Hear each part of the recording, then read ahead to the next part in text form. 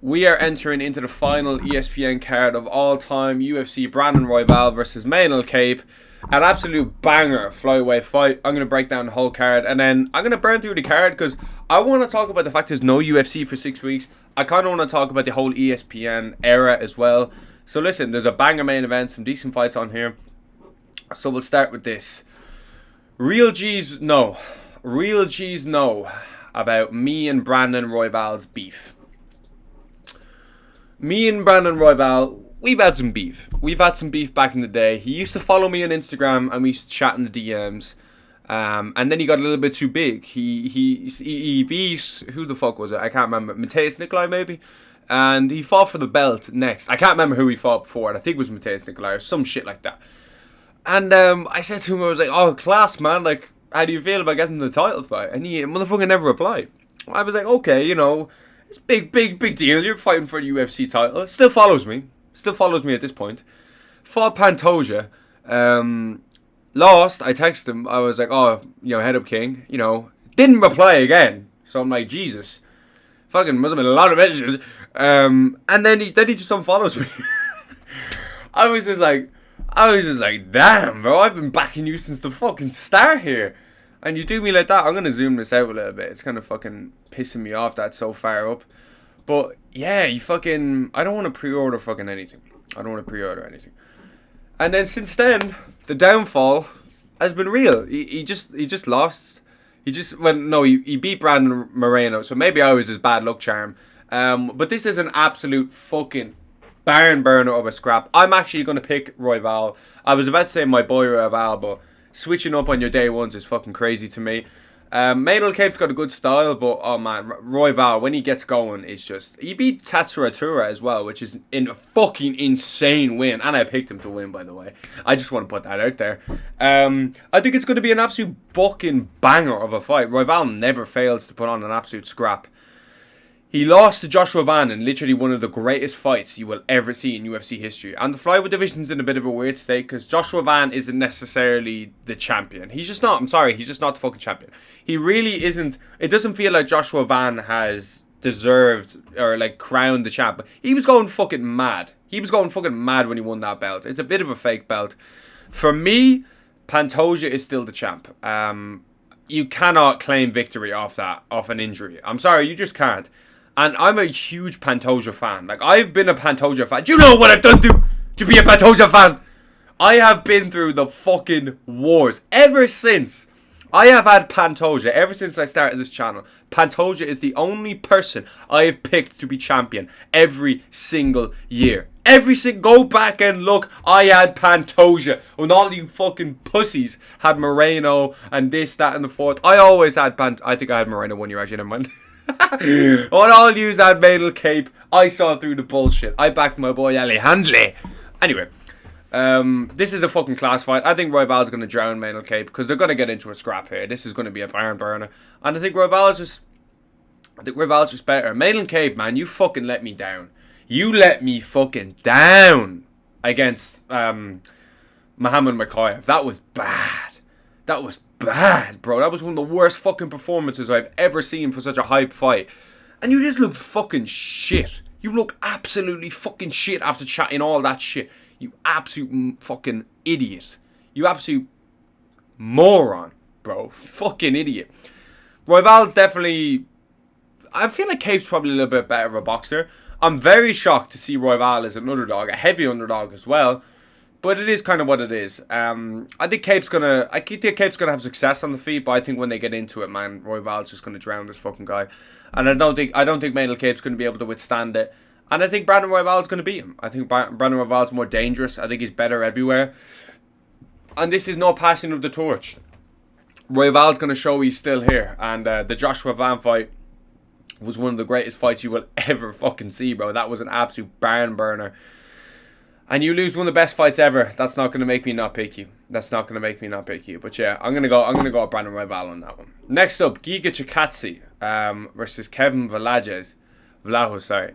I'm going to go with Giga Chikadze. I'm just going to go with what I know. And that is Giga is extremely sharp. Extremely dangerous.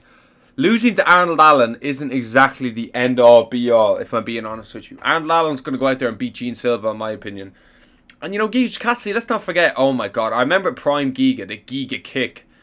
Oh, it was absolutely vicious. And I remember when he was fighting Calvin Kattar, I had him as, like, I think that was my heaviest bet ever, betting on Giga. And the fucker just got absolutely destroyed. But Giga Chikadze's so dangerous on the feet. Kevin Velazquez, though, he's pretty decent. This is a good fight. But I'm just going to go with what I know, and that's Giga Chikadze. He's extremely fucking dangerous. So I'm going to go with him on this one. Again, I'm going to burn through this card because obviously this is a top-heavy main event card. But I do really want to talk about the UFC as well and kind of stuff like that. So Cesar Almeida. Alright, so this guy's going to win. He's 1-0. You just can tell by him that he's going to win. I really don't need to say much more. This brother's 6'3". He looks like he's winning that fight, bro. He's winning that fight. Morgan Charrier versus Milicia Costa. Maculas, I butchered that fucking name. Morgan Charrier is a name I have been very, very familiar with over the last 4 years. I've been watching Charrier in Cage Warriors way before he made his UFC debut. And I thought Morgan Charrier was just one of those guys that was just going to have a career in Cage Warriors. I never, ever actually thought that he would go to the UFC. Because he just seemed so, like, comfortable in Cage Warriors. Like, he was just fighting everyone. I believe he was champ. Or he definitely fought for belts. Fought for Chenik and Hughes. One was for an interim. He fought Hughes for an interim, but still. Charrier has been, you know, on the kind of European MMA scene, has been just like the big name. He's been the top 5 biggest name in European MMA, if not the biggest, if I'm being honest with you. Morgan Charrier was absolutely huge. You know, George Hardwick's up there, Vucenic was up there, still is. He's not in the UFC anymore. Hughes, obviously, he's in the PFL. He sold out. But apart from that, Charrier's been dangerous. And I'm going to go with Charrier on this one. I'm going to pick Morgan Charrier on this one. I think he's a little bit more... That's fucking pissing me off. I think he's a little bit more dangerous, a little bit more slick on the feet. Milicia Costa, what is that trim, mate? Sort that fucking out. You look like a fucking pelican with that fucking shit. You look like an absolute idiot with red and green fucking hair. Jesus, look at the state of that. He looks like a fucking pineapple. He looks like a fucking pineapple, that fella, but still. Kenny Nakazu versus Marcus Buachi. I'm going to go with Kennedy on this one. I think Kennedy's extremely dangerous on the feet. He's got heavy, heavy fucking hands, and he's going to knock this motherfucker out. It's going to be a good scrap. I'm looking forward to it. But heavyweight's so in the... This guy's 238. What the fuck? Heavyweight's in such a weird spot. Obviously, we need the Gan versus Tom rematch, and Tom's going to start him.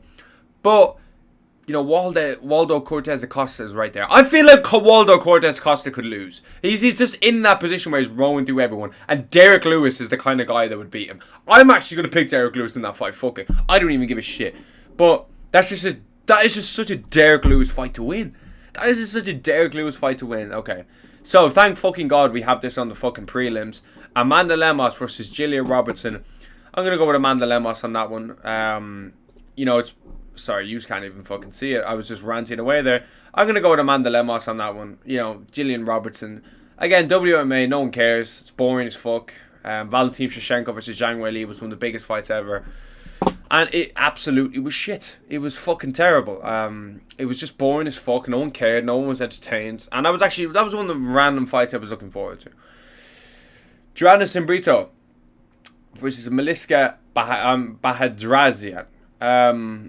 I'm going to go with Joe Anderson on this one. I feel like I just know more about him. I think he's quite well-rounded. And I'm going to go him on that one. I don't know much about this Miliska guy. I can't even bullshit, to be honest with you. So, Neil Magny is taking on Yaroslav Amosov. I believe this is the Bellator champion. Neil Magny is not good. So, my number one rule is never bet on Bellator fighters. But when they're fighting Neil Magny, I've actually seen Amavos live as well. I have actually, yeah. I've seen a good few of these boys live. See, I saw Aaron Pico fucking live as well, which is pretty cool. But yeah, Neil Magny's just so shit. And, you know, fair play to Neil Magny for taking on people like Shavkat. He's fought everyone, but he always loses to everyone. So, I'm going to go Mozov on that one. I think he's going to win that one. It's going to be fairly handy. But the rest of the card... I'm going to go with Sean Sheroff. I'm going to go with Luana Santos. I'm going to go with Gillian Pat. And I'm going to go with Jalen Nor. Pretty okay card. It's nothing great. His brother's in the UFC, I remember, but still, it's nothing to write home about at all. I want to sit here and talk about a few things. So the whole ESPN era was extremely good, and they covered it well, they covered it great. They had fucking awful interviewers, and I hope the ESPN desk. It's just so fucking boring, and I hope Paramount's different. Like Brett Okamoto just asked the most fucking stupid fucking questions ever. Like, he's a reliable journalist 100%, but he just asked the most fucking brain dead shit of all time. He was asking Corey Sanders, "Oh yeah, man, like how's Camp been? What do you listen to this Camp?" I don't give a fuck what music Corey Sanders is listening to. Such bullshit questions. I want to know how he's going to knock this motherfucker out and when. They just don't ask any good questions. They don't even spice it up like, "Oh, what do you think about MMA YouTubers?" Because they're all the fucking rave nowadays. You know, the big three, that's what everyone calls them.